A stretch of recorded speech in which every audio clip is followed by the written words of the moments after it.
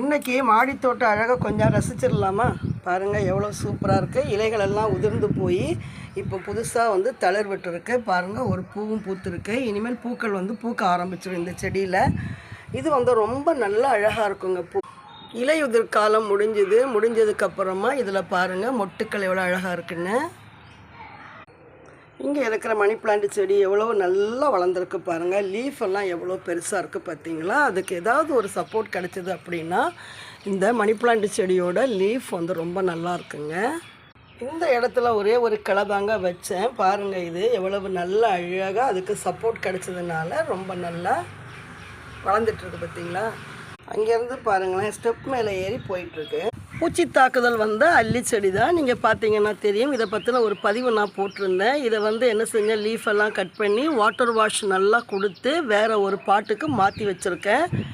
இதில் வந்து இந்த இடத்துல பார்த்திங்கன்னா வேரில் படாமல் கொஞ்சம் வேப்பம் புண்ணாக்கும் கொடுத்து வச்சுருந்தோம். ஸோ இந்த பனி நேரம் வந்துச்சுன்னா அல்லிச்செடிகள் எல்லாமே வீணாக போகக்கூடிய ஒரே ஒரு காலம் அப்படின்னா பனிக்காலம். பனி வந்து அல்லிச்செடிகளுக்கு செட் ஆகாது. எப்படி செட் ஆகாதுன்னா பூச்சி வந்து ரொம்ப அதிகமாக வந்துடுங்க. வெயில் இல்லை பார்த்திங்களா, வெயிலே இருக்காது. மழை பெய்யும் போது கொஞ்சம் மழை பெய்யும், அப்புறம் வெயில் வரும். அதனால் ஒன்றும் ஆகாது. மழையிலேருந்து கிடைக்கக்கூடிய தண்ணியினால் செடிகள் எல்லாமே என்ன செய்யும், ரொம்ப நல்லா சூப்பராக வளர்ந்து வந்துடுங்க. ஆனால் வெயில் வந்து இந்த அல்லி செடிகளுக்கு பிடிக்கவே பிடிக்காது. பாருங்கள் தாமரை பூ மாதிரி எவ்வளவு அழகான செடி. அப்போ நாம் என்ன செய்யணும், வேரில் படாமல், ஏன்னா வெயில் நேரத்தில் வேப்பம் புண்ணாக்கெல்லாம் கொடுத்தோன்னா செடிகள் அப்படியே போயிடுங்க, வரவே வராது. வண்டு பார்த்திங்களா உள்ளே உட்காந்து எவ்வளோ அழகாக தேன் குடிச்சிட்ருக்குன்னு பாருங்கள். மழை வந்துடுச்சு பார்த்திங்களா, மழையில் இருக்கக்கூடிய சத்துக்களை எல்லாத்தையும் எடுத்துகிட்டு எவ்வளோ பெரிய லீஃபு பாருங்களேன். பார்த்திங்களா இவ்வளவு அழகான பூக்கள் பாருங்களேன். உள்ள மீன் குஞ்சுகள் ஓடிக்கிட்டு இருக்கு. இங்கே பாருங்கள் இந்த உள்ளே தெரிகிற இந்த செடிகள் எல்லாமே பார்த்திங்கன்னா லீஃப் மூலமாக வரலங்க, விதைகள் மூலமாக தான் நிறைய செடிகள் உள்ளே முளைச்சிருக்கு. பார்த்திங்களா எவ்வளோ செடிகள் பாருங்களேன்.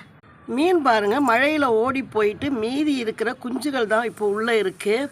இதுவுமே பாருங்கள் நீரில் வாழக்கூடிய ஒரு அழகான ஒரு பூ தாங்க இது. எல்லா காலங்கள்லேயும் நம்மளுடைய அல்லி செடி வந்து பூத்துக்கிட்டே இருக்கும். இதுலேயுமே வந்து உங்களுக்கு மீன்கள் நான் விட்டு வச்சுருக்கேன். பனி நேரத்தில் களை இழந்த செடிகள் பாருங்கள், தாய் செடியெல்லாம் போயிடுச்சு. இது விதைகள் மூலமாக நிறைய செடிகள் வருது பார்த்திங்களா, தெரியுதா உங்களுக்கு? விதைகள் வரும்பொழுது நான் உங்களுக்கு காமிச்சு தரேங்க. இது பார்த்திங்களா இதுவுமே விதைகள் மூலமாக வந்திருக்கு. இது வந்து லீஃபில் இருந்து வரக்கூடிய செடி தாங்க. உள்ளே நீங்கள் பார்க்குறது தான் விதை மூலமாக வந்தது. இது வந்து லீஃப் மூலமாக வர்றது. இலைகள் எல்லாமே அழுகி போயிடுச்சு. செடி பார்த்திங்களா எவ்வளோ சூப்பராக வேரோடு இருக்குன்னு. அம்மா செடிகள் பாருங்களேன் அழுகி போயிடுச்சு, எல்லாமே